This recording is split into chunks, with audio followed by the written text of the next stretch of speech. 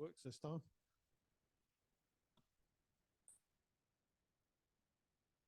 Good evening and welcome. And to those online, of whom there are more than there are in the room, I hope. So welcome to this meeting of the Newcomen Society in London. Usual housekeeping, please ensure all mobile phones are on silent or off or whatever. Fire instructions are displayed on the notice board. That's not a lot of use. So quick summary, fire alarm is a continuous ringing. Fire extinguishers and break glass call points are sited on all the exit routes. Exit the gallery via the courtyard through which you entered. Go out onto Cowcross Street, take a right, and walk down to Greenhill Rents, where we will gather if there is any emergency. We hope there isn't.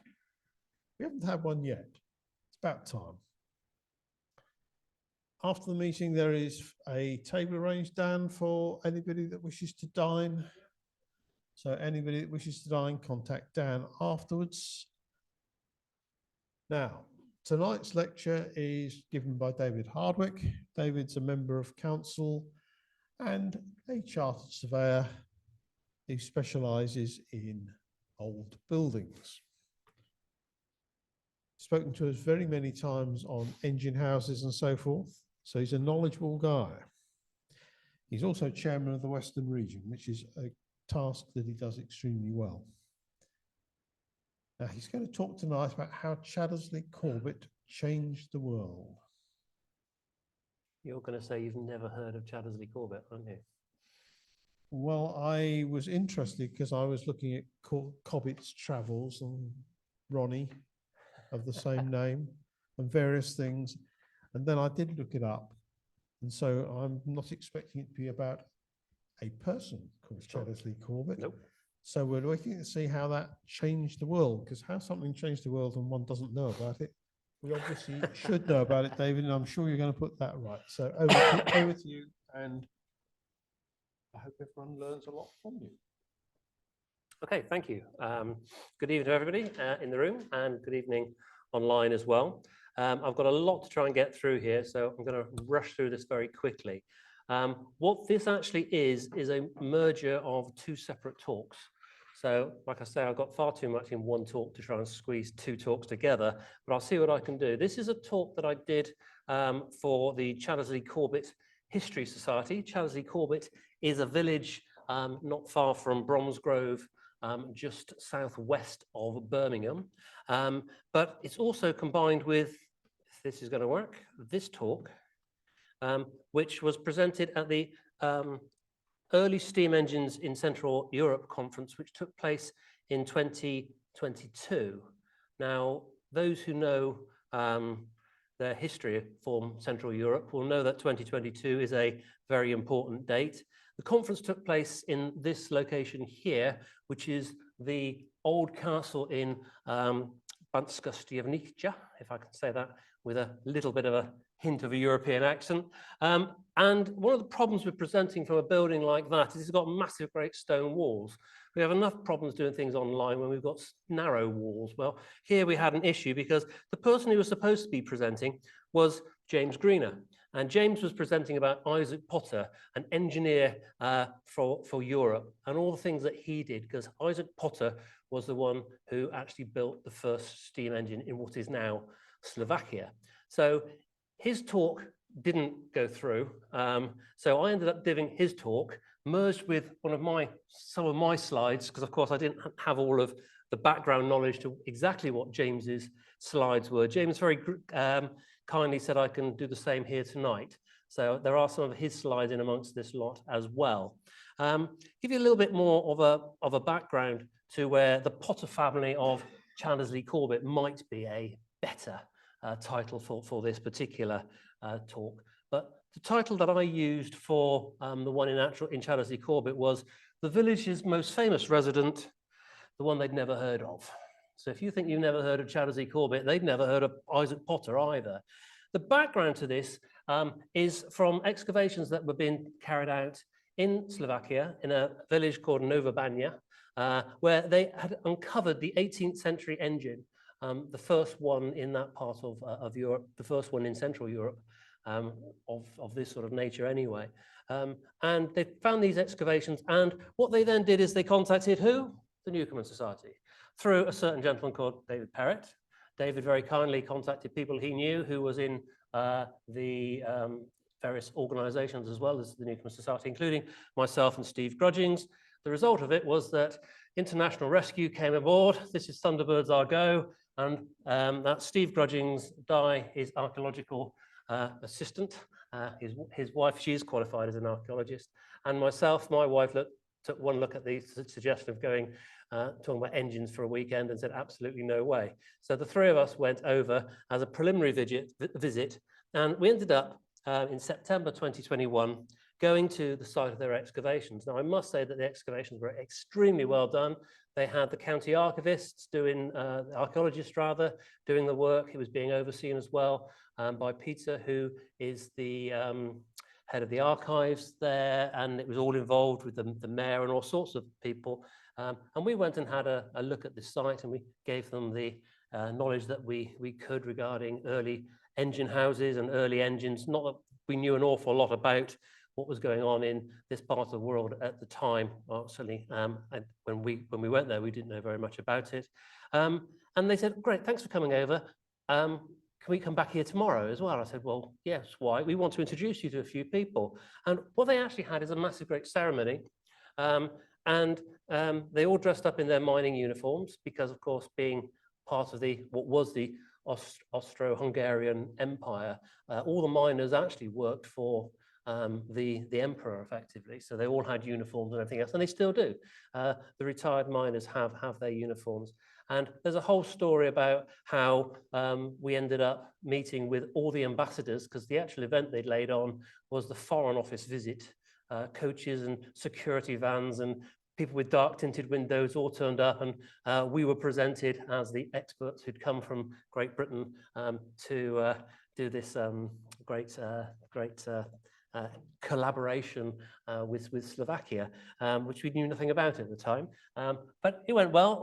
The ambassador the British ambassador was there. He turned up in tweed, looking very archetypally British.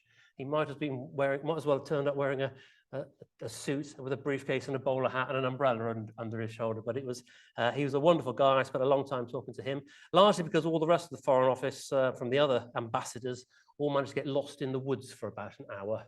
And the guy you can see on their right is the actual mayor of the town. I saw him later looking ashen-faced because he'd lost a considerable proportion of the political figures of Slovakia at the time in his woods. So anyway, like I said, there's a whole series of stuff about that, but that's only part of the story. Having gone and been hosted extremely well by Peter and his team of people who were working on that, we then invited them back because there was a conference the following month, the International Early Engines Conference, the second one. The third one's coming up at the end of this month, but the second one was being held in October 2021. So Peter and a guy called Stano, who was a film producer, they said, "Oh, we're flying to Birmingham Airport." Well, that was fine, except they flew into Birmingham Airport 2 days before the conference started. And I don't live in Birmingham, I live in Bristol. So I drove all the way up to Birmingham, picked them up, and then drove back down to Bristol. And you could see those two little red dots on there. They said to me at that point, "Oh, can we come back via Chaddesley Corbett?" And I went, "Yes, of course we can." "Why do you want to go to Chaddesley Corbett?" And if I click on here, you'll see Chaddesley Corbett is over there on the left, and Bromsgrove is over here, and Birmingham is up to the top there, up on the top right. So it wasn't out of our way to go via these two places. The rationale for this, for those who know their early steam engine history, is that Thomas Newcomen knew people in the Bromsgrove area, and that's partly why the Dudley engine ended up being built in Dudley. And Chaddesley Corbett has a part to play in that as well, which I'll come to later. So I wanted to introduce the people in Chaddesley Corbett to Mr. H. Potter. Not that Mr. H. Potter, everybody knows that particular one. I want to introduce them to a different one, one that they hadn't heard of, and this guy here, Humphrey Potter. Now, there's a few nodding people in the room who know who Humphrey Potter is. And there's other people in the background going, oh, no, not that story again about the boy and the bits of string. So for those of you who don't know the story, this is the guy I want to talk to you about. He's often referred to as a lazy genius because there's a story that there was a small boy who got fed up of turning the valves on and off when the engine was working. And his mates came and said, oh, can we go and play football? He said, oh, hang on, I've got to open and shut these valves. Hang on, if I put some strings on, they'll do it instead. And by doing so, he made it the first self-acting machine in history. So this lazy genius, as they refer to.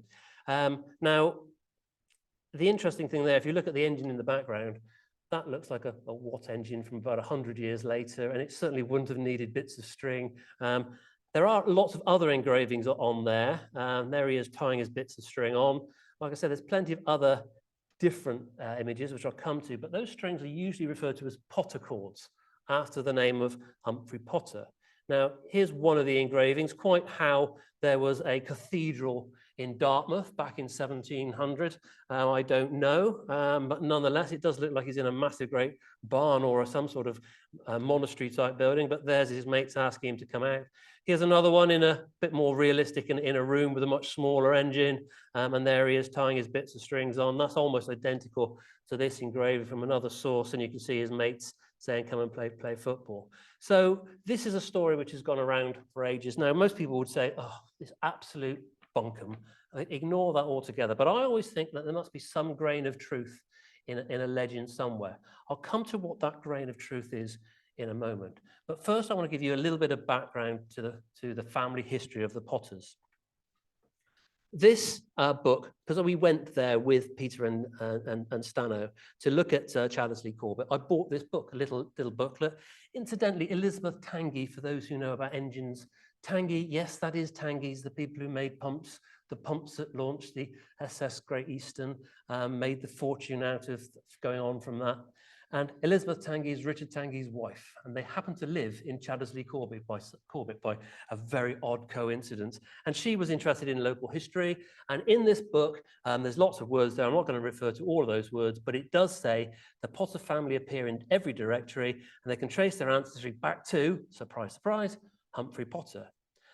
Lots of examples of directories here. I won't bore you with all of these too much, but 1835, much later, Chaddesley Corbett comes in, 1835. And lo and behold, as you go through it, you'll see various people on there. Potter, Samuel, he's a cooper there, cooper.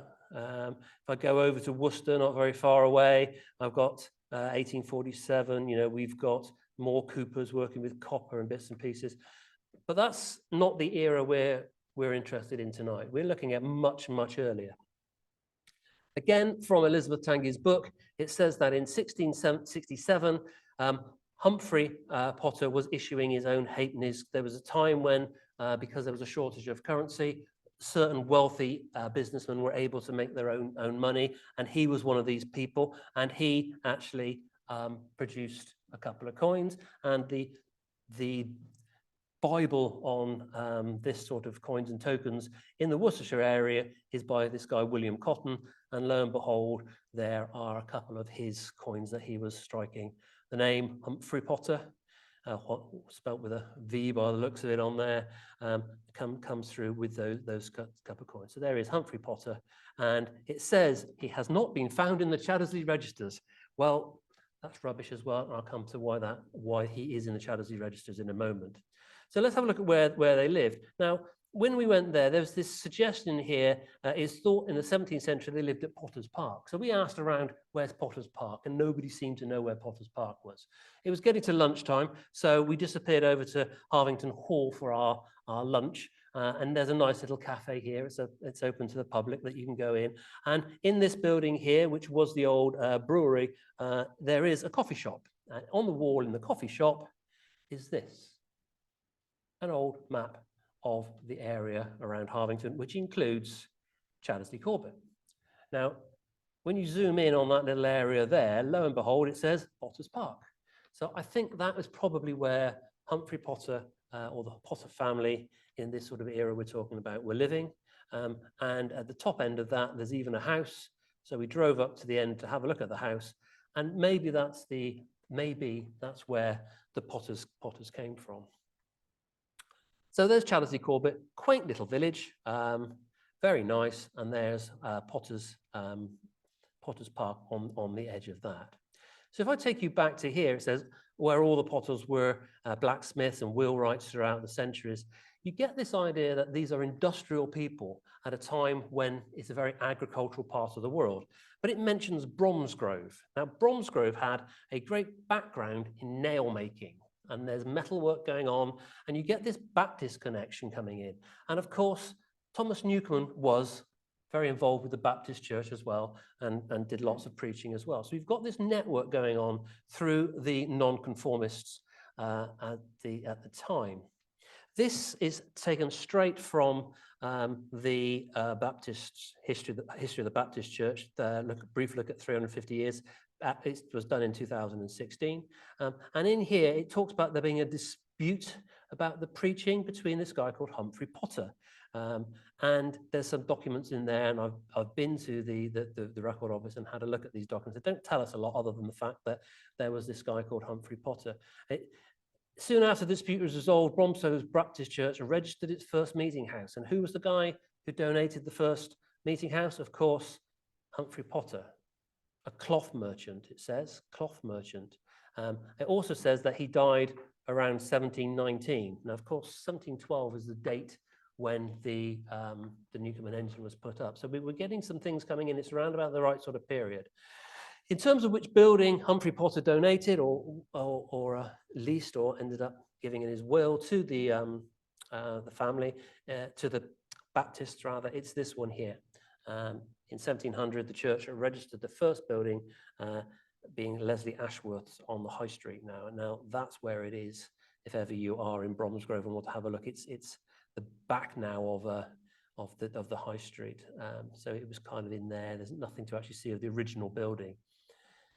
If you do a little bit of research into Bromsgrove, you'll find that, you know, the name Humphrey Potter occurs there regarding nonconformist charities, not surprisingly, if we link that in with what we've just heard about him leaving money and donating things. And from Wikipedia, our good old friend Wikipedia, some things in Wikipedia aren't completely wrong. And it says here that the nail making was introduced in the 17th century. So we're talking about making nails industry on the edges of Birmingham. And of course, don't forget, before the steam engine came in, Birmingham wasn't as industrial as it subsequently was to become. So you had places like Bromsgrove, which were probably as equally commercially orientated. And they often repeat this claim that nail making was introduced by the Huguenots, although, again, that might be another myth. But we've kind of got this nonconformist sort of link going through as well. There's lots of references there about nail making. I'm not going to go into those now, but there's been quite a bit of research done, mainly by James, I have to say, into what was going on in the Bromsgrove area at the time. So let's jump to Thomas Newcomen. Thomas Newcomen. Again, what it says on Wikipedia about Thomas Newcomen is that he's an English inventor who created the atmospheric engine, the first practical fuel-burning engine in 1712. He was an ironmonger by trade and a Baptist lay preacher. So in terms of the things to pull out of that, it says there it was first practical engine in 1712. Well, there's lots of evidence that suggests he'd been working on this for about 10 years at least before this. So the 1712 date is the date when the engine on the left was erected. The word ironmonger is interesting. There's a lot written about Thomas Newcomen about how did this shopkeeper selling pots and pans suddenly end up inventing the steam engine or the atmospheric engine.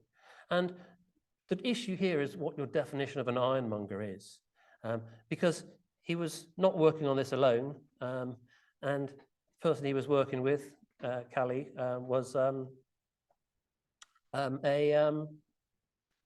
well, plumber, it says in some sources. Again, plumber is to do with lead. So if you take a slightly different view on this, you say you've got somebody who is good with iron and somebody who's good with lead work, and suddenly you've now got the makings of somebody who can actually make a steam engine. Now, there is a lot of evidence, again, James has done some work on this, that this network of Baptists there's lots of things going on. Newcomen is down in Dartmouth, and he's importing and selling iron. There's a huge amount of iron that he's selling in the Bromsgrove area, possibly for making nails, but also to do with making machinery and equipment, tools for the tin and copper mining that's going on down in Cornwall. So you've got a gentleman here who is more of an iron merchant, who's actually in the trade, and he's got links with people who have got the ability to use tools, make tools, sell tools, trading in iron, and his mate is similarly got lead skills, welding skills, brazing skills. So you've got people who are now in this scenario where, yes, they have got the ability to make cylinders and pistons and all the other things that they were doing down in Dartmouth. And of course, Dartmouth was at the time not the little sleepy tourist town it is now. At the time, it was quite a busy port bringing stuff in, possibly even bringing in good quality iron from Sweden and places which are key to the story as well.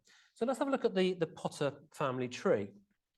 This is the one that you'll find in the books published by John Allen, particularly this one, which you should all be familiar with, the Rolton Allen, the steam engines of Thomas Newcomen.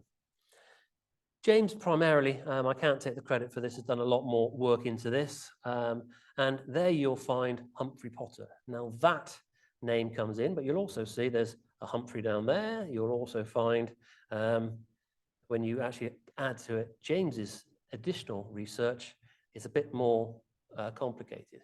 James has found out that the head of the family is a bloke called Johannes, and there's another Humphrey here. So what was just the father of Humphrey Potter becomes also called Humphrey. So we've got Humphrey over there and a bit more detail there from James. He's done the research of who he married, and you can see there's quite a bit more done on there. Stephen Potter got remarried as well, and the number of children he had is not just the three boys and another child on there. In actual fact, what happens is you've got the Hannah is another child, but you've also got all of those. Huge family of descendants of Stephen Potter. So when you start doing some other research where these sources come from, you'll find Bromsgrove. All of these were born or christened in Bromsgrove. So again, links to Bromsgrove. You will also find that Stephen Potter got married in Chaddesley Corbett, and the children are all christened in Chaddesley Corbett. There's one record out of those that we can't find, but all the others are christened in Chaddesley Corbett. This is the link to that village. So who have we got? Well, this Humphrey here, and this Humphrey here, another Humphrey here, and there's even another Humphrey down here. Well, this Humphrey here is the one at Bromsgrove Baptist Church. This is the cloth merchant that we talked about a moment ago. This one here is probably the one who was making those coins that we talked about a bit earlier in the story. And it's this one here who is the lazy genius, as far as we can tell. Note there that he's buried in Anguillara in the Republic of Venice. Come to that in a moment. So if we look at the family here, you'll see that there's three brothers, and there's another brother over here. I'm assuming that's a younger brother as well. But those four names appear in the story of the development of the Newcomen engine quite significantly. Here you'll see that there are other names that have come across through James's research, including a couple more Humphrey Potters. I haven't quite managed to stitch where those fit into the story yet, but we'll gloss over that for the moment because we've got more than enough to get through. So let's have a look at what actually Humphrey did invent. So in order to determine this, we're going to go to this guy here, Desaguliers. Lots of people will know who Desaguliers is. He produced this book, Course of Experimental Philosophy. I think the date's on there. Can't quite see that. 1755, I think it is. Is that right? So this was in a book about all sorts of different things. And when he starts talking about pumping engines, water engines, he includes this story about how the first one was constructed. This isn't the earliest story about the invention of the Newcomen engine, but it's one of the very early ones. And in that he talks about, through the acquaintance of Mr. Potter of Bromsgrove in Worcestershire. They bargained to draw water from Mr. Back of Wolverhampton, where after a great many labour attempts, they did make the engine work. They're talking about the Dudley engine here. Now, there's lots of stuff in Newcomen Transactions about who Mr. Back or Batch actually was, whether the first engine was in Wolverhampton or in Dudley, whether it was moved. There's going to be a paper on this at the International Early Engine House Conference in Glasgow at the end of the month as well. There's lots to talk about that, but the thing I want you to pull from that one is that you've got this guy, Mr. Potter of Bromsgrove in Worcestershire. It also says in here that they had a trouble with the pumps. Now, Desaguilia was being a bit condescending in many of the things that he says here. And I'll show you that I don't think that that statement is true. But in terms of the Humphrey Potter side of things, yes, we have the Humphrey Potters, and we also have this guy here called Stephen Potter. Now, Stephen Potter was the father of those 4 sons, those 4 brothers that I mentioned earlier. Now, there is, James found this, I don't know where he found it, the reference is there, but James has been able to find all sorts of references that I've never come across. And in it, he mentions the fact that Isaac left an anecdote that he had learnt this skill of draining mines when he was an apprentice. And he was an apprentice to his father. Now, his father was Stephen Potter. So that means Stephen Potter was draining mines. That's what he did. So you've got this Chattersley Corbett person, son of a person who's a merchant and was authorized to make his own coins. And he's somehow draining mines, obviously in the Birmingham area. So when Thomas Newcomen is looking for a mine to pump the water out of, and he goes along to his contact in Bromsgrove, Humphrey Potter, because of the Baptist connection. And he says, look, I'm looking for a mine. Do you know anybody who knows anything about pumping water out of mines? Humphrey's going to go, well, look at my brother Stephen. My brother Stephen is actually the person you need to talk to. And if I take you back a couple of slides, the contact there says through Mr. Potter of Bromsgrove. It's possible that Mr. Potter of Bromsgrove, they're actually talking about Stephen Potter because, of course, this connection with engines, with pumping, not engines, with pumping water. I also want to draw your attention to the name Yarnald over there, because when you look at the patents for invention, you will find that there was an invention for, or patent for, raising water for supplying towns, villages, and houses. And the name on there is John Yarnald. A couple more patents on there. The first one you'll see there is for draining mines, meres, and marshes. And again, the name on there is John Yarnald. So the Yarnald name is important, both in terms of pumping water out from somewhere. Quite what that patent was. Obviously, it wasn't a Newcomen steam engine, but have a look at the very next item in the list of patents. That's Thomas Savary's patent right next to it. By whether that's by coincidence, I don't know, but at that same time, when we were looking at how to take water out of mines, you've got the Yarnalds involved. Now, in terms of the Yarnald family, again, I'm not going to take you through all of this, but George Yarnald, he was pastor at Bromsgrove. It was his brother, who was this same John Yarnald, who were involved with this engine for draining mines.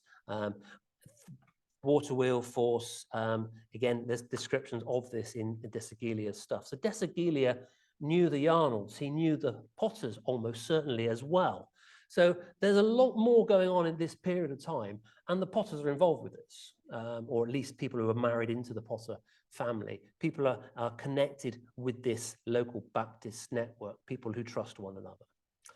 So let's do a little bit more with Desaguilia and look at this story.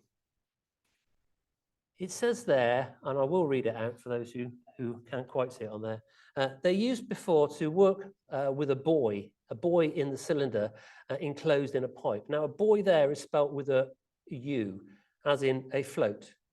Don't forget Dartmouth is a port harbour. They know what buoys are and floats and things. They're used to using those. Which buoy rose with the stream when the steam was strong. So this is a steam indicator. It rises up when the steam's strong. And it opened the injection and it made the stroke. And then it says they were capable of only giving 6 or 8 or 10 strokes in a minute until this boy, Humphrey Potter, this time the name Humphrey is mentioned specifically, who attended the engines, and he added what he called a scoggin, a catch that the beam Q always opened, and then it would go 15 or 16 strokes a minute, so twice as fast. So the name there is this boy called Humphrey Potter. Now, the problem with this is that in 1713, which is the date that appears in the Desaguliers margin there, Humphrey Potter, the younger one, would have been 24 years old. So you'd hardly call him a boy. However, if you're looking at an earlier date, one of those dates when Newcomen was still developing the engine, it's quite possible that he was a young man. But for that to happen, he would have had to have been down in Newcomen, down in Cornwall, working for Thomas Newcomen. Now, don't forget that Isaac Potter was an apprentice to his father. It's not beyond the realms of possibility that Humphrey Potter was an apprentice working for somebody in the Baptist network, i.e. working for Thomas Newcomen. The term scoggin, again, this is something that James came up with, is apparently a Cornish word for a mackerel head. What on earth has that got to do with engines? Well, these are James's images, and I rather like these. There's a mackerel head, if you don't know what a mackerel head looks like. And there's the spool, the catch, which is a thing. And when you look at the catch on the current replica engine, you can see that it's kind of the right sort of shape to actually be a catch. So the scoggin, from being in Cornwall, it all kind of fits that the scoggin was not added in 1713, i.e. a year after the engine was working in Dudley. It might well be that it was working earlier than that, or the scoggin was added before that. Now, let me just, you all know, I don't need to explain how a Newcomen engine works, about how you squirt the water in and you get that condensing of the steam, and you get that vacuum which pulls under atmospheric pressure, pushes down the piston, and it works backwards and forwards. But the point I've shown there is that initially you had to turn the valves on and off and on and off to operate it. That's when it was a manually operated thing. So if we look at this image, which is Barney's one from 1719, it's of the 1712 engine, but it's drawn a bit later. So it could have been altered, and there's people have debated what this image shows at length. But the 2 points I want to show you here are the description. It says the pipe which contains the boy, and it also talks about the scoggin and his mate, who work double to the boy. Boy spelled B-O-Y that time. Whether that's a spelling mistake, again, you can debate. So let me try and explain what I think this means. This is a close-up of that same image, okay? Number 5 is described as the pipe that contains the boy. So if we accept that a boy is a float, that's the pipe that contains the float. When the steam is strong in the boiler, that will of course rise up. And when it rises to the top, then you know, turn the valve. So if you're manually operating an engine, you see the buoy rise up, turn the valve. Okay, that's an indicator, nothing more. If you put a stick on it, as that comes up, see, look, there you go, a little bit of animation for you. As that comes up, that stick could do something. It could prod something. It could poke something. Yeah. Now, also on here, you've got the scoggin and his mate, and that is the item there that I've highlighted in green. Note those little catches on it as well. Don't they look a little bit like mackerel heads? Arguably. This isn't, again, mine. And if you click on that link, I don't know whether that will work on here. I don't think I've got an internet connection. I'll go back to what I was doing. I might be able to show you this. Let me just change screens a moment, change views. No, I won't do that. I'll carry on with what we're doing. If you Google this, you should be able to see it. I'm just trying to get back to where I was. I knew I shouldn't have changed screens. Can people online see at the moment? You can see that one. Yep, that's good. All right. If you Google that, weblab.open.ac.uk, you'll see this image, and it actually is an animated version of the thing going up and down. But there's your buoy. I've added the buoy on the bottom of the stick there. So as that rises, what it does is it hits the catch. Yeah. There's your scoggin. The number H in here, the detent or the scoggin. This is calling the whole bar the scoggin. And there on the right, you've got the potocords. So the version on the left says without the buoy, and the one on the right, sorry, with the buoy. The one on the right says without the buoy. Now, it's the stick which is the important part, because as that stick comes up, it hits the scoggin, item H, and it operates the valve. So the buoy with a stick on it is already a self-acting way of making the engine work. Can people see what I mean about that? The potocords, allegedly added by this lazy genius, this boy Humphrey, they do away with the need for the buoy and the stick. It doesn't make it self-acting. It might make it more efficient. It might get rid of the need for the float valve and a hole in your boiler. But the point is that it was already self-acting by the time the potocords were added. So if the scoggin is the fish head catch, or if the scoggin is the lever itself, either way, that was a part of the automatic operation of the engine with the float, if the float was operating it. The potocord is what removes the need for the buoy, okay? Are you with me so far? If it makes the engine quicker, arguably, because you're not got to turn the valves when you see it, but it does not make it self-acting because it already was. So if we look at that description again, and I won't read it out, but if you go through that description, it makes absolutely no sense. I'll give you a little bit of a timeline. A buoy was initially used to show there was adequate steam prior to manually opening a valve for the injection. Okay, so Humphrey. If Humphrey was, I put May in there, if Humphrey was this boy down in Cornwall, when he attended the engine, which is what it says there, it says a boy who attended the engine called Humphrey Potter. When he attended the engine, his job was to open and close the valves as a young lad. Nice boring job for a young lad to do. A rod was added to the buoy to operate the scoggin, the lever, the catch, whatever it is, so that the engine became self-acting. Baton, who is the one who Desaguliers is quoting, he indicates that the rising of the buoy opened the injection and made a stroke.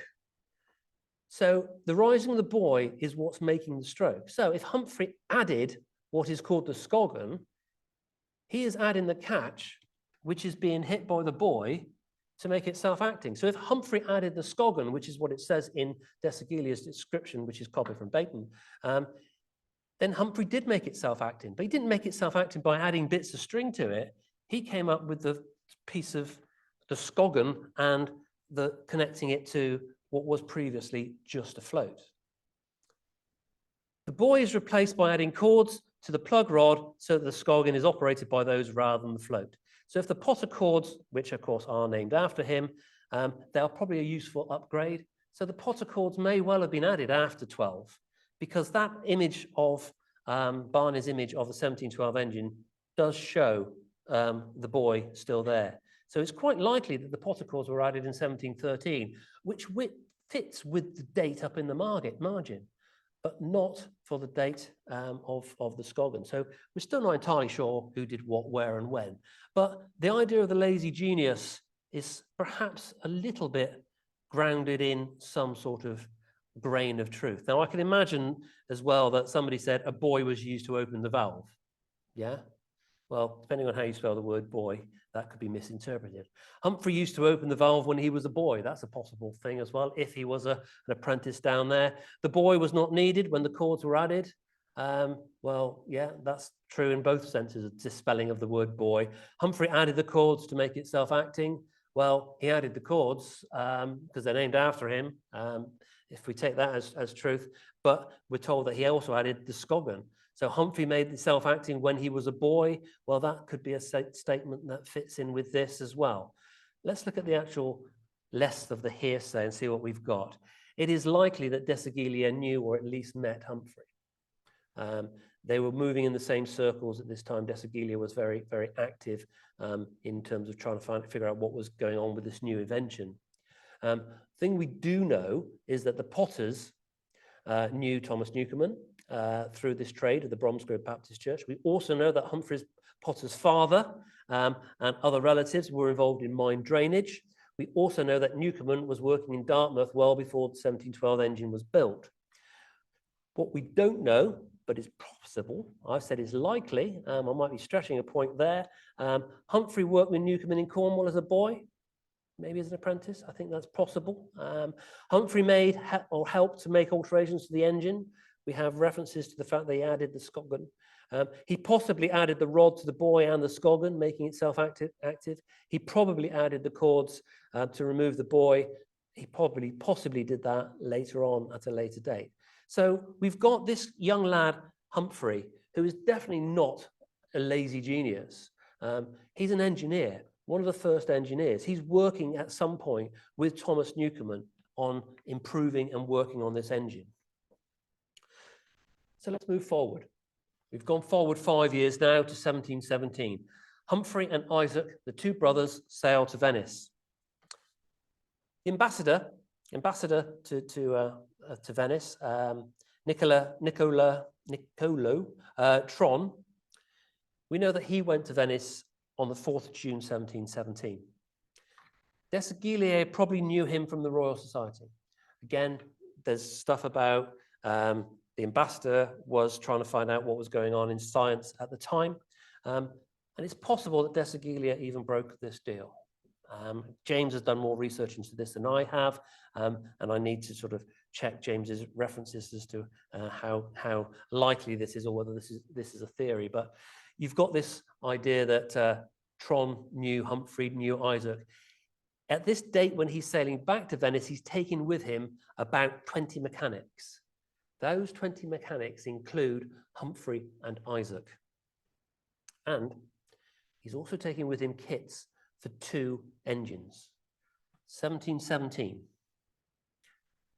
This is from the actual reference, translated, not by me, again by James, and it says, British resident of Venice, date there, September 2nd, Mr. Tron, former ambassador. He wanted a few British manufacturers of cloth to put on here a wool factory. So they were taking British wool manufacturing, wool, don't forget the date we're here. We're not into Lancashire steam mills because we're still a long way before the invention of that type of woolen mills. But he wants people to make cloth, and he's gone with British people. At the bottom of that, he says, one of them, who he's very derogatory there about the fact that they were trying to tempt the workers, that guy's name is Potter. So we've got the name Potter coming up again. If I take you back to that Bromsgrove Baptist history, 350-year history, notice what I said about Humphrey Potter, cloth worker. So there's a link there with cloth, perhaps, but that Humphrey Potter died in 1719. So that's probably not this one. Mr. Tron, former ambassador, installed one of these machines in Aguilera on the Adige, and with it he reclaimed 400 fields. The following year, in 1718, he did the same in Chio, where he built a cloth factory. So there you've got that reference to cloth factory again. It says the following year, 1718, so 1717 fits with them taking out 2 kits to do this work. Humphrey drowned in the river there, which is why he was buried in Venice, or in the Venice area. The reference says, I brought 2 Englishmen from Coventry. Now, it's not Coventry, but of course, you've got the Griff engine, which was on the northern side of Birmingham, near Coventry. So you've got the later Newcomen engines. This is 1717. So you've got the Dudley engine in 1712, and you've got the Potters working with Newcomen, building other engines, including ones in the Coventry area. So we've now got a link between why these guys were taken out from Coventry to bring the fire engine, but one of them foolishly drowned in the river, being unable to swim. The machine was already commissioned and in operation. So we have got an engine already commissioned and operation at this date. That is the first engine in Europe. It predates all the other ones by a couple of years. And Humphrey was buried in 1718. So if he was buried in 1718 and he died when it was already in operation, the engine was working before 1718. Later in 1718 or 1719, the engine was relocated to Chio. One was taken to drain a clay pit, the other to a coal pit on a coal seam at Trito, newly discovered by the English craftsman, probably Isaac Potter, because of course his brother has already died by then. So you've got Isaac Potter now taking these engines abroad. Now, whether this is under license by Thomas Newcomen or whether it's by direct instruction, we don't really know. But let me show you this. This is the river, the Aguilera area, the Adage River at Aguilera, the one that Humphrey drowned in. If I show you looking the other way, can you see how low-lying the land is? You can see why they needed to pump the water out. But of course, there's not much in the way of trees, and of course, there's no coal. So we're in a scenario where steam engines are not going to be overly successful at this early period. So if I bring you now to talk about Isaac Potter wanted to return to England. This memoir from Tron, again, from 1761, he's talking about what was happening in 1718. He says that he brought these two Englishmen from Coventry, and he goes on to say the brother wanted to go to England. So the brother, of course, is Isaac. With my consent, he went there and he gave him this certificate of good service. So this was in 1717, 1718, that sort of date that we're talking through. British resident in Venice, in his court, in September of that year, 1717, he says that Mr. Tron, former ambassador, brought within these few people British manufacturers of cloth. That's the quote I gave you earlier, okay? And in it, he says one of them has to go to England to get some more. So this brother who wants to go back to England is Isaac Potter. So we've got two references there from about the same date saying that this guy who brought engines out with his brother is disappearing back to England, okay? Probably didn't get there. Why? Because Tron tells us that he went through Vienna. And when he was there, the emperor basically said, "Ooh, in engines, interesting, new technology. Why don't you come and work for me?" The comment that Tron makes is that he passed into the service of the emperor in Hungary, leaving a simple commoner for such a great prince. So this is where Potter suddenly ends up working in what is now Slovakia. Of course, at the time, it was part of the Hungarian, Austro-Hungarian Empire, hence why he was in Vienna, the capital of Austria. This is from 1720, again from the Vienna court. This is the bit about this certain Englishman presents himself to his majesty, the emperor, and he says, "I've got a plan for pumping the water out of your mines." He's still not particularly old. You know, he's in his early 20s at this point. At the end of the letter, the council urges him to meet with this guy, and it tells us that in a subsequent letter on the 4th of July, the Englishman's name was Isaac Potter. Now, the place that they're going to is Banska Štiavnica. Now, that is the place where the conference that we did the talk was at. This is Banska Štiavnica. Very old town, lots of Baroque architecture there, but it dates back much earlier than that. They were mining in this area for gold and silver. This is where the wealth of the Austro-Hungarian Empire comes from. You're not far from the Ottoman Empire either. They were always at threat of being invaded. And the extent of the mining there in this period was a lot. Agricola, or however you want to pronounce his name.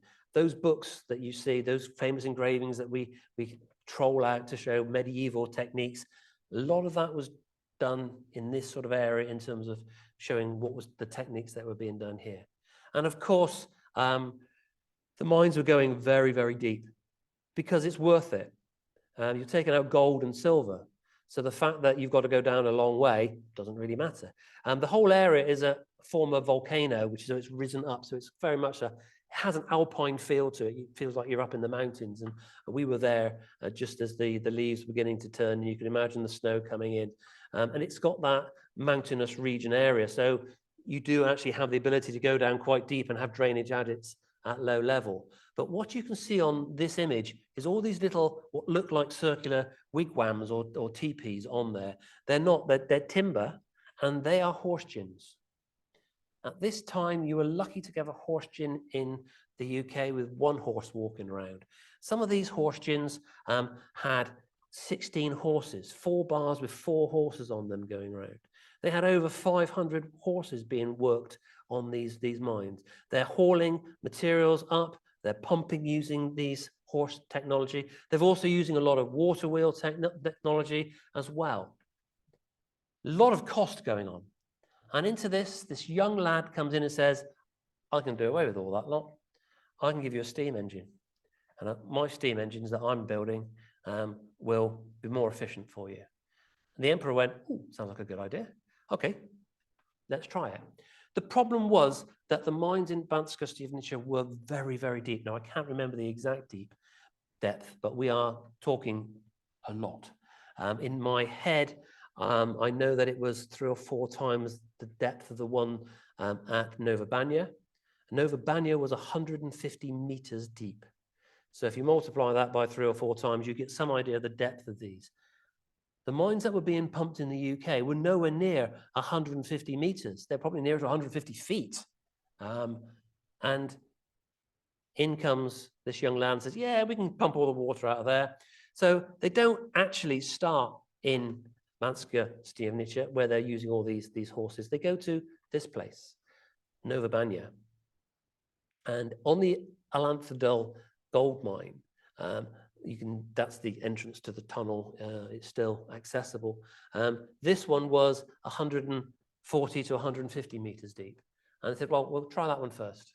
But like I say, this is still way, way deeper than anything that was being pumped at this date in the UK. Then along comes this guy, Joseph Emanuel Fischer von Ehrlich. Now, von Ehrlich means from Ehrlich. People often refer to him as von Ehrlich, and that doesn't actually mean anything. It's the Joseph Emanuel Fischer bit that's important.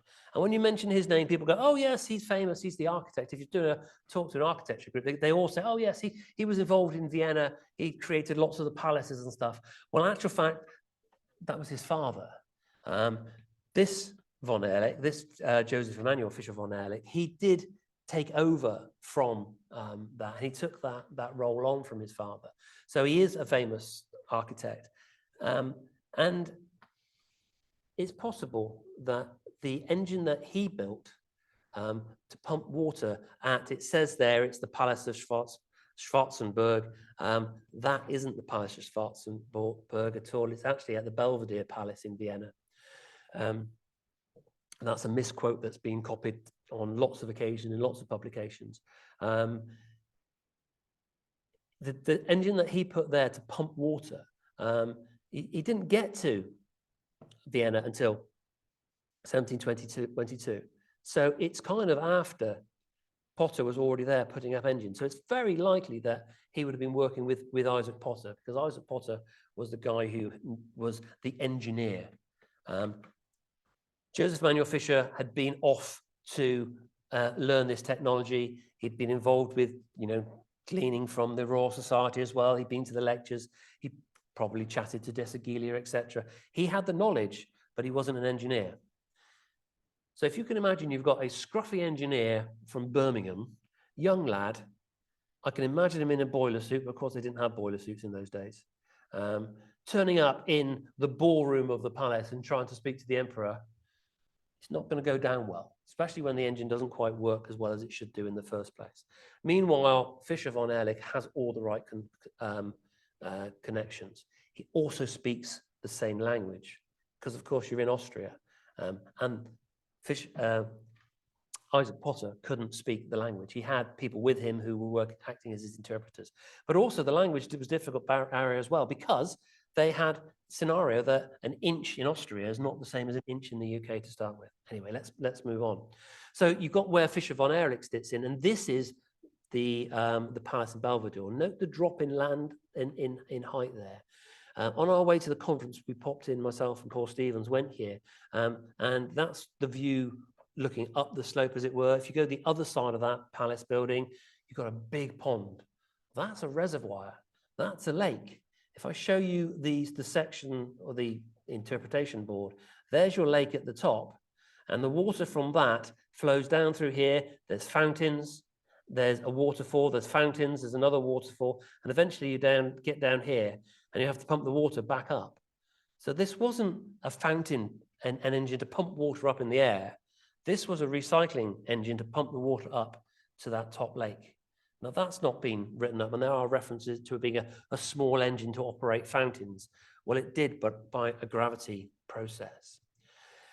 Just down here where I put that star, there is a plaque on the wall saying that this is the site where Fischer von Ehrlich's engine was. So somewhere, not where the plaque is, but somewhere in that area. When we went there, they were doing some renovation work, so we didn't actually get to see the plaque, which was a bit annoying.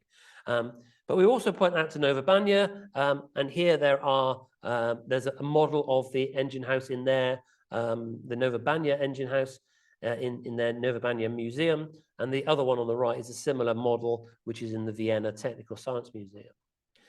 But we also have lots of engravings of this. This is the one that appeared in Hollister Short's publication about the introduction of the Newcomen engine into Europe in the Transactions of the Newcomen Society. It's supposed to be a drawing by Fischer von Ehrlich. It says there that it's of the Schwarzenberg machine in Vienna. Of course, as I just said, it's not at Schwarzenberg. Elsewhere, I've seen that same image or a very similar image described as Fischer von Ehrlich's drawing of the Nova Banja engine house. There's another one here which shows a single beam as well, with the fairly standard sort of arrangement of the cylinder above the boiler. And then you get this one. Now this shows a double acting beam. Now, my interpretation of this is that Potter, young man trying to get the water out of the mine, erects this thing and says, right, turn it on, here I go. And because of the weight of the pump rods going down 140 meters, nothing happens. It's obviously just too much weight, and the compression, the atmospheric pressure coming down doesn't actually do much. Oh, we need to adjust it, we need to make it better, put more steam in, what are we going to do? So he speaks to Fischer von Ehrlich. Fischer von Ehrlich comes back out and he goes, well, actually, we need to balance it more. And the second beam is a balancing beam. Balancing beams aren't new. They were doing those even in this area for the water wheels and the pumps that they had. They were using balancing beams in other places throughout the world, even in the UK. So the concept of a balancing beam is not new. Putting one above the other seems to be a unique feature for this area, because I've not seen that on any other drawings other than other engine houses in this locality. That image, by the way, is the image that, or one of the images, color version that you've got over there on the left as part of the advertising material for the conference that we went to. So let me put this into context for you. This is coming from Bratislava's over on your left, Vienna's even further over on your left. You go towards Königsberg, or note the name Königsberg, don't get confused by that. That's now Nova Banja. That's just the Austrian name for it. It's been changed. And then you go further up into the mountains. So as you get higher and higher, the mines, the shafts, the depth of the mines themselves is getting deeper. And there you end up with Banskustiernice, which is the center of the actual main area as well. Isaac Potter spent the next 14 years, i.e. the whole of the rest of his life, in this area, working on the mining towns, building engines. And there's the Nova Banja engine worked for a short period of time. It wasn't very successful. That one was moved to another site. There was another engine built over near Banskustiernice, and all sorts of other interesting things went on there, which I haven't really got time to go into, but he carried on working with Fischer von Ehrlich. he had all sorts of issues as well about drinking problems, and he got into fights and all sorts of things as well. There's a whole story about Isaac Potter, which is an interesting story, but we will run out of time if I go into that. But this engine house here is supposed to be an engraving of the one at Nova Banya. So how does that relate to what they found? Well, here's the archaeology that was being done, started in 2020. They've carried on each season since then. And here's the big wall that they found. The wall on the right there is the Bob wall. That's the one the beam would have sat on, or in this case, the two beams would have sat on. They've uncovered this area in the middle. Ignore the wall that goes through the middle. That's a later feature that was added when it was used as a barn. But you've got this circular area there, which is the hearth. And if you look at this aerial view, that's actually an aerial view that's been made into a 3D scan and then printed out as a 3D model. There's your engine house, and there's your inside, and there's your boiler in there. Note the back end of the boiler is set into the wall. If I take you back a couple of slides, can you see that the back end of the boiler is set in the wall? Oddly, it's not directly above either. So it's got a slightly unusual engine when we compare it with other engines of this period on other engravings. But that fits with everything we know. We do have a small engraving of the engine house, very tall, and of course it's also got the horse gin there for the winding, because of course it was for pumping, and they also still needed the horse gin for the winding side of things. That is the models that have been made of the Nova Banya engine, based entirely on the engraving. One of our contacts in Slovakia is in the process of making a much more accurate one that fits into a more accurate version of the building as well. But in the Banská Štiavnica Museum, because there was a big display that went on at the same time as the conference, there's another model. This is one of the engines that was built over there. And this is, again, based entirely on an engraving. The trouble is that engraving doesn't show the full extent of this installation. If I take the model that's there and I do this to it, you'll see that this is actually a double engine. It's not even a double engine. In actual fact, you look at that octagonal shape, there's 4 engines working this shaft. And again, our contact out there, Peter, knows exactly where this site is. It'd be wonderful to excavate this. Again, it's a very early example of this technology. And again, here it is on the Joseph shaft. You've got your, sorry, go back. You've got your horse gins, your windings going on here, and you've also got this building with its 4 chimneys for its 4 separate engines. And here's a slightly better drawing of it, showing more of the octagonal shape. There's even in the archives there, their archives are very extensive. And you've got the octagonal building and the shaft there. This actually shows it when it was being converted into, I think it was an office building that they were converting it into. But you've got the actual drawings of the building itself. It's already 7 o'clock. So I'm going to rush on now and talk about some of the other potters. Otherwise, like I say, we will be here all evening. John Potter. I'm not going to go into as much depth with John Potter. We'll do this quite quickly. John Potter. In 1716, he appears as a name mentioned as the engineer for George Sparrow at Hordy in Wales. Move on to 1717, the date when his 2 brothers disappeared off to Europe. Between 1717 and 1720, he is representing the proprietors at Chester Street, up in the northeast of England. By 1718, Colonel Liddell writes of John Potter that he understands the engines more than they do. And he's talking there about Parrot and Sparrow, 2 other names that come in with a lot of the early engines. And they're saying, this guy, John Potter, knows these engines better than they do. He will be a useful man to us. Let's pinch him. 1720 to 1722, his name comes as an adventurer and engineer at Stevenston Colliery at Saltcoats. Now, those who are going on the early engine conference, we're actually doing a trip to Auchenharvey Engine House because it's still there. And the story there is that there was a guy called Walker who had been putting the engine up there, couldn't get it to work, cylinder was too small, place was far too wet. And he disappears off in the dead of night and goes back to Whitehaven, where he's then the mine engineer, the mine manager actually at Whitehaven. So they poached him and said, come back and work for us. So you get the idea of people want these very few people with this technology to come and put their engine up. The interesting thing about Whitehaven, and again, I've got more about this on my talk I'm doing at the conference, the third conference up in Glasgow.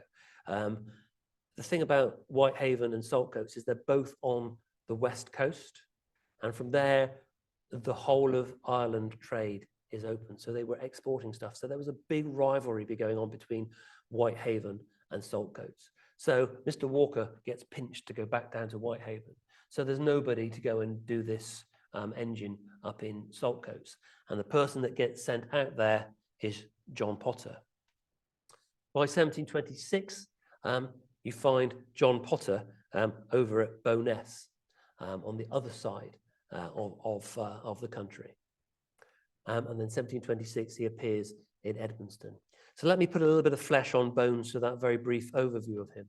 I mentioned Horridon, 1715. This is supposed to be the first engine in Wales. It's one of only 7 engines that actually has the name Newcomen with it. So Thomas Newcomen was actually personally involved with this one. You get the name Stoner Parrott involved as well. Stoner Parrott and the Newcomen engine, if you look at that article in the Transaction of the Newcomen Society, it mentions that one. You go and look at all those other sources of information there, you'll find quite a lot of information about this very early one, and the name of the person who erects it, alongside Thomas Newcomen, is John Potter. Take you up to Auchenharvie. Auchenharvie is here, near Ayr, in Ayrshire, in the Ayrshire coalfield. So you see what I'm saying about it being on that west coast. For those of you who don't know where Whitehaven is, it's just here on the west side of the Lake District. So if we zoom in, you can see here it is right on the side of the coast. It's called Saltcoats. They had salt pans. They were drying out the salt, and they were shipping salt as well. And 1720, just about there, is a canal that they built later on. That's a later map. That's where they put this engine in. In terms of why they needed it, you can see how wet and marshy and boggy it was. I had a comment that somebody made the other day. It was a bit like feeding strawberries to an elephant, which I rather like that phrase. Trying to get the water out of there. The cylinder was only an 18-inch cylinder. They did replace it by putting in a slightly larger one. But the information we have from this comes from the Statistical Account of Scotland. It talks about a fire or steam engine erected at Saltcoats in 1719. It talks about the 18-inch cylinder there. Interestingly enough, 1719 makes it the second engine. However, they didn't get it to work until 1720, possibly 1721, when Potter came in. And by 1721, they're replacing the cylinder with a 21-inch cylinder. They then replace it with a 25-inch cylinder and a 29-inch cylinder. So they are trying hard. But there are, by the time you get to 1800, there's been 12 Newcomen engines built in that area. So this was an area where they were keen to actually get the coal, get it dry enough to get the coal out, largely because they were working under the sea. So you get the idea of the amount of water issues they had. Again, there's more to say about Auchenharvie and the Saltcoats area and the Stevenston collieries in general. But I want to now take you across to Bowness or Barrowstowness, to use its complete name, because we also have this reference to there being a John Potter engine, or an engine erected by John Potter in 1726 over there. Now, this map is a 1773 map of the 3 Lothians. And East Lothian, West Lothian, and whatever the other Lothian is. And on it, if you look, can you see that there's a lovely little drawing there of an engine house? Can you see the beam sticking out? So there was at least one engine over there by 1773. But by the time you get to the first Ordnance Survey maps of 1850s, it's gone. So if you sort of zoom in a little bit, if you'll allow me to use a little bit of moving things around, that's roughly where it is. And if you overlay a few other bits and pieces on there, you'll see there's quite a lot going on there with old shafts and pumps and bits and pieces. If I take you back a couple of slides, can you see we've got Carradon Church over here, and we've got the Grange over here, Grange House, and there's what appears to be a windmill just there, or wind something. If you go further forward, you'll see that there's a pump marked there. There's an old shaft which appears to be out in the sea itself. Lots of old shafts going on. Not an awful lot in the actual area where we're supposed to have our engine. But I don't want to talk about the 1773 engine. There's again more you could say about that one. I want to talk about this thing. Not mentioned as a pump. I think the pump over here, that P, by the way, where that pump is probably that windmill. So they had a wind pump over there as well. Again, they're right by the sea, very wet area. This is an area where they want to get coal out from. They've already worked out all these shallow coal. They want to go deeper. So they put in an engine. If you see what it says, what I've ringed in blue, it says Dovecot. Now, that is the Dovecot. Now, again, in my talk I'm doing up at the Glasgow, I'll go into a lot more detail about this engine. But I think, and I've got good reasons why I think it, this is the 1726 engine by John Potter. It's certainly a very early engine. We know that there were at least 2 engines by 1773 in the area.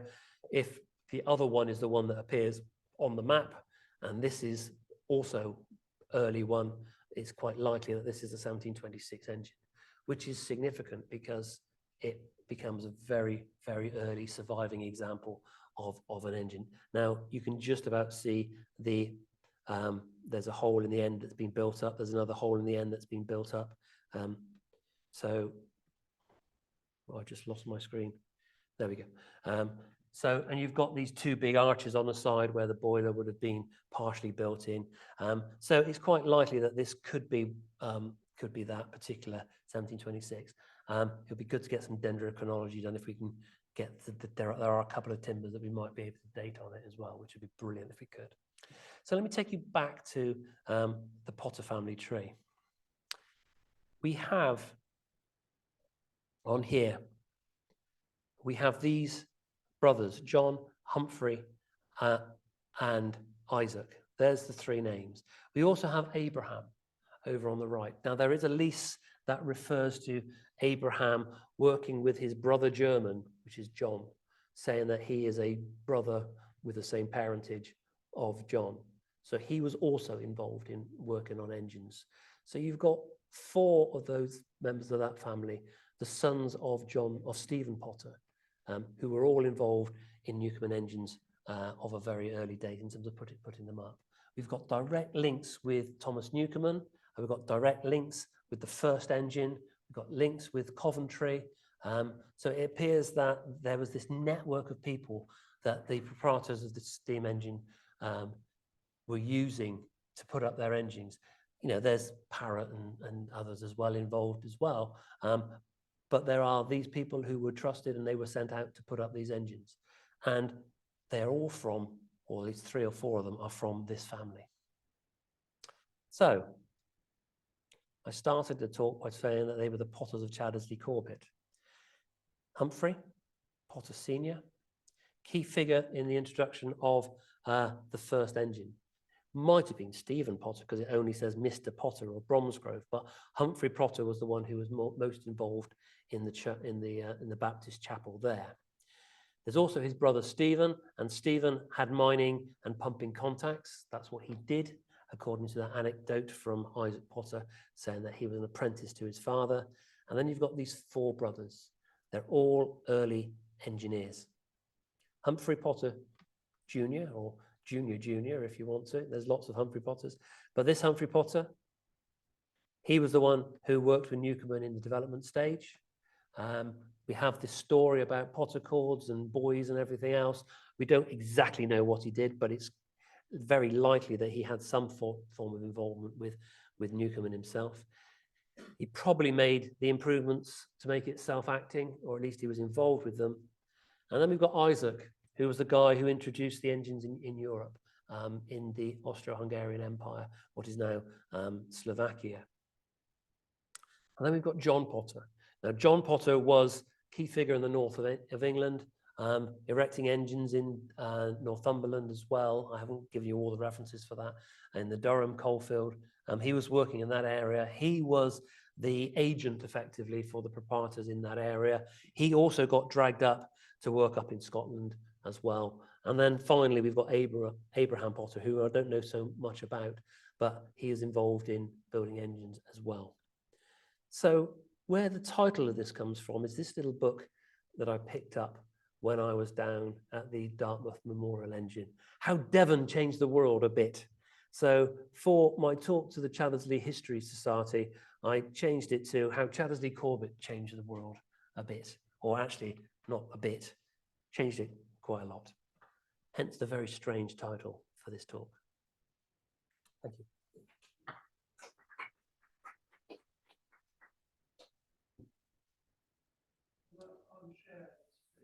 I can unshare the screen. There we go. Vaughan. Thank you, David. That worked. What are we working on? Room or that? That better? Good. So thank you, David. You're welcome. Interesting talk. Nailed together, but plenty of stuff there to get our teeth around. Have we got any questions coming online, Bill? Anybody wants to ask a question who's not here? They can do that through the chat function or whatever, or raise a hand. If not, anybody in the room got a question? Yeah.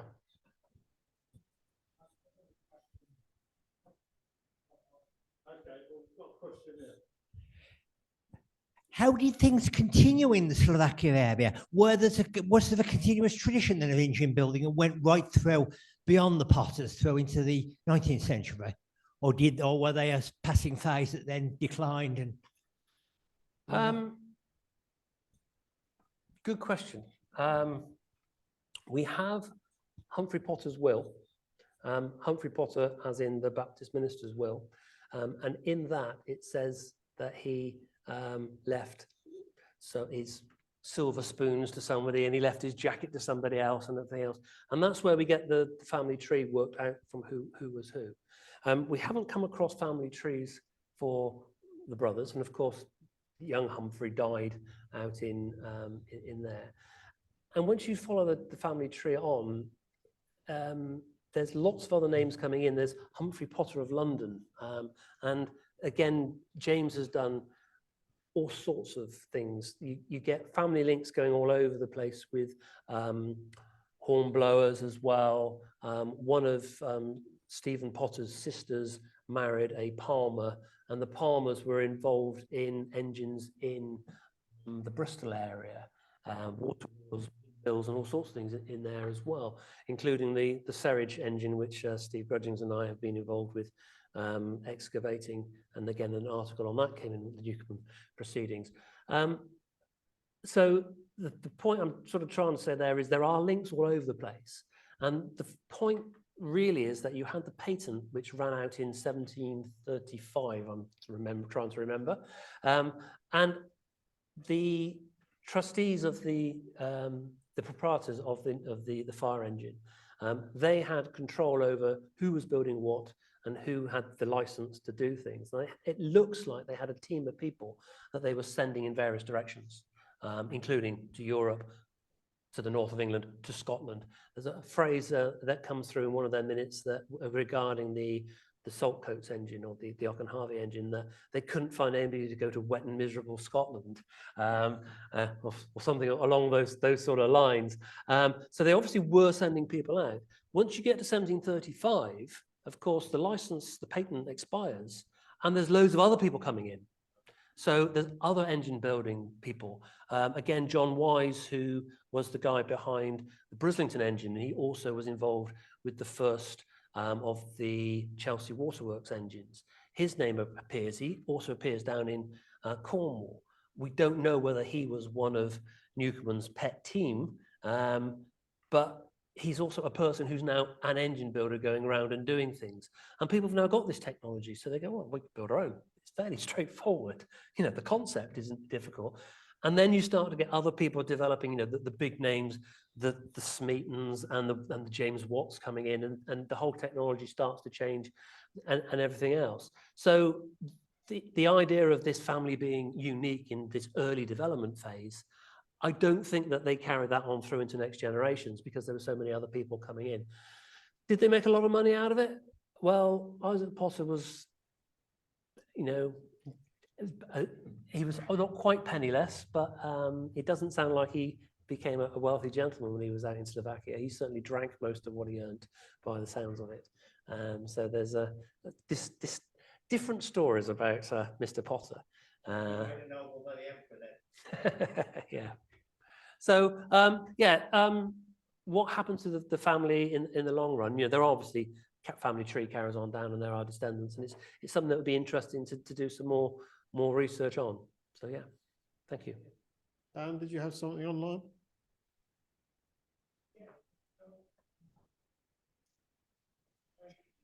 The Fisher von Erlach from Brno in, I'm not sure if I can pronounce this correctly, Althandel in Slovakia. So if Brno would like to unmute his microphone, he can make his observation for us.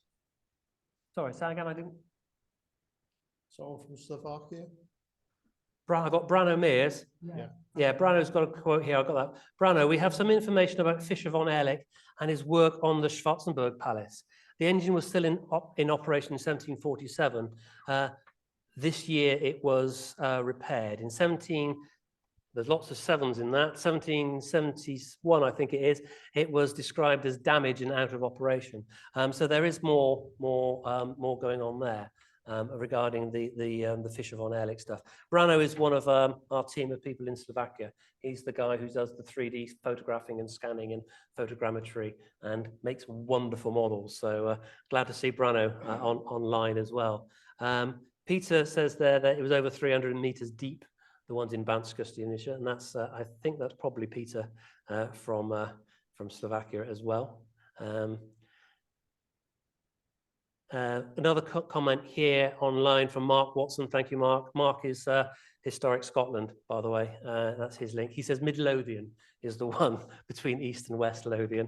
Thank you, Mark, for that. There's another comment here from Mark. Why is the Dovecot engine in Bowness likely to be 1726?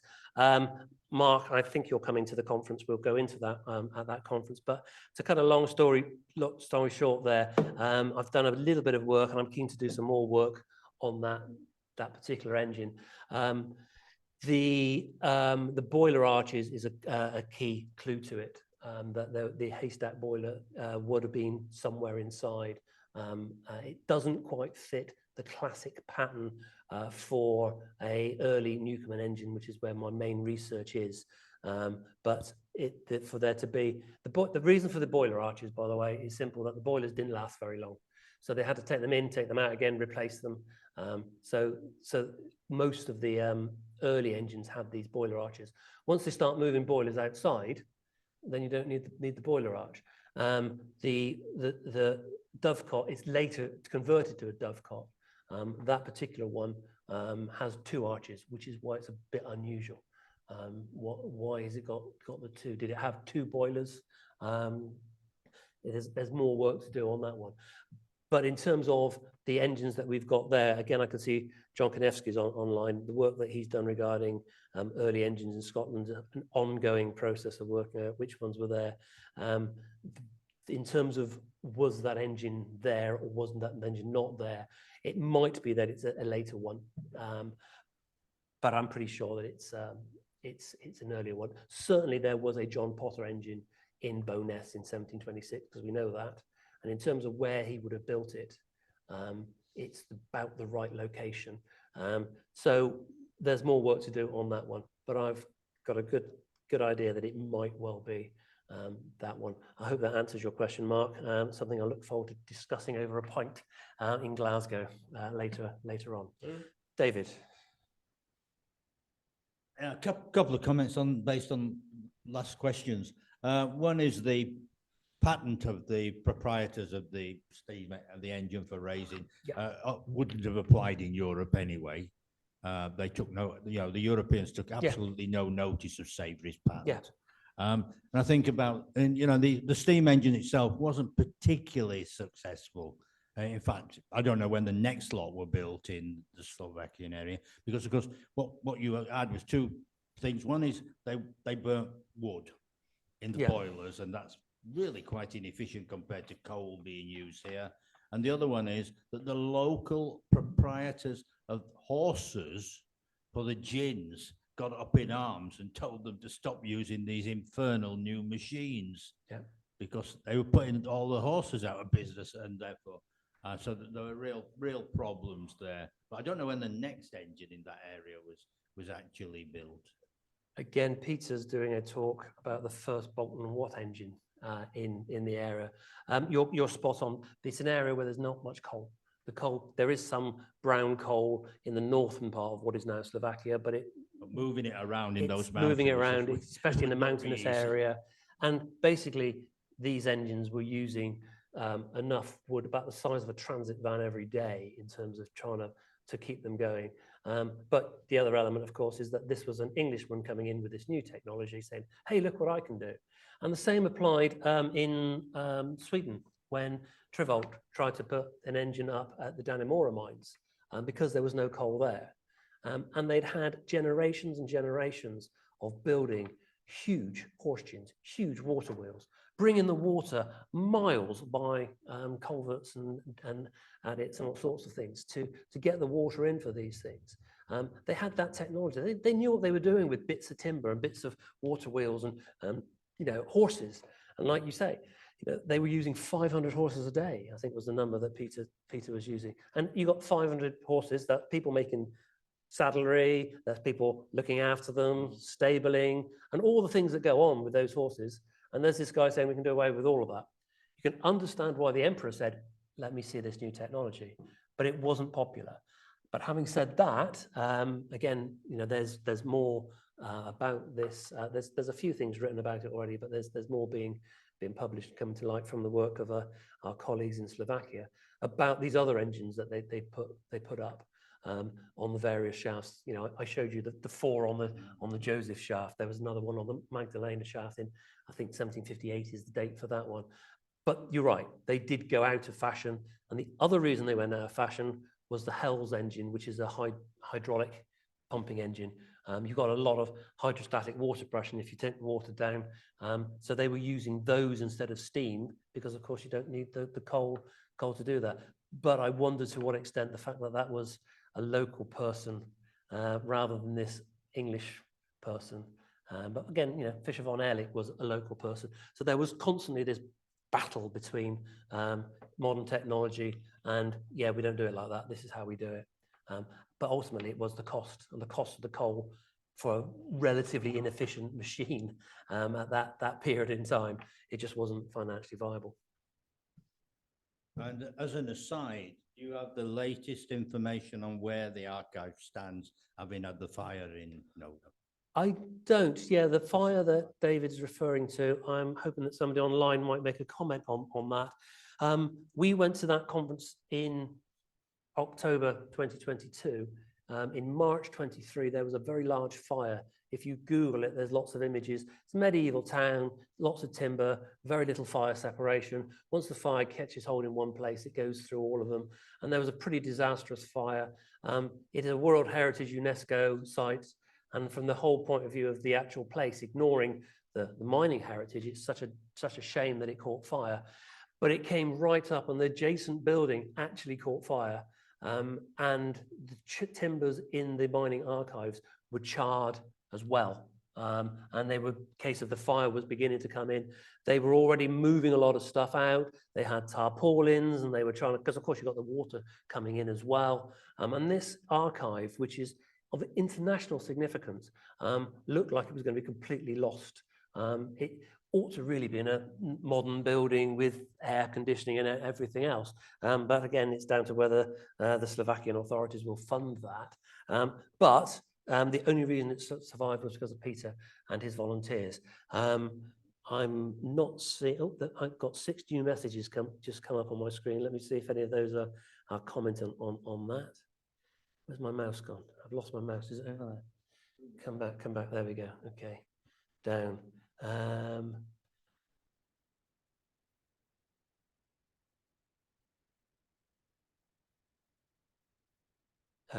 Okay.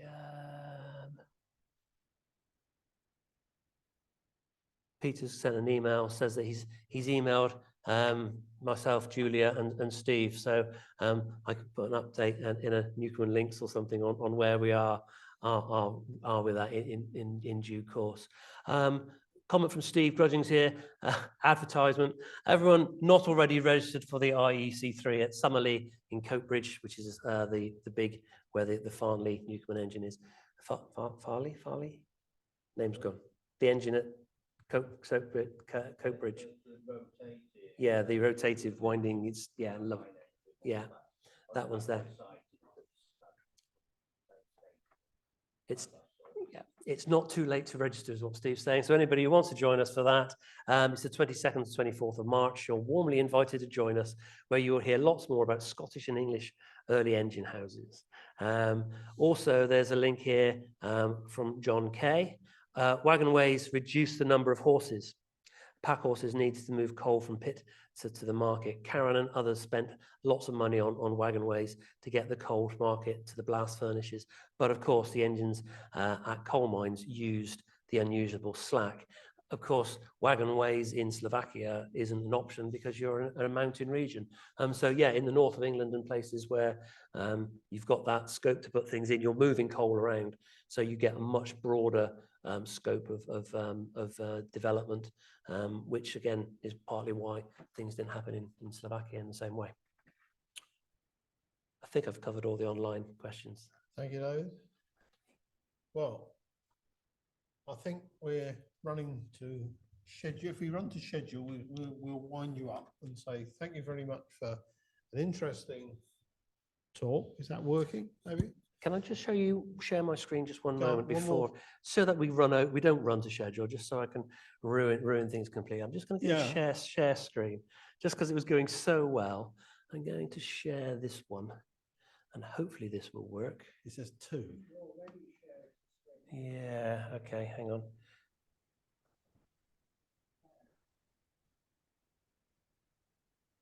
Hang on, let's get out of that. If it was Stop running share. by steam and coal. Well, you might exactly. know. I might know what I'm doing then. Right, so why have you got that one up on there?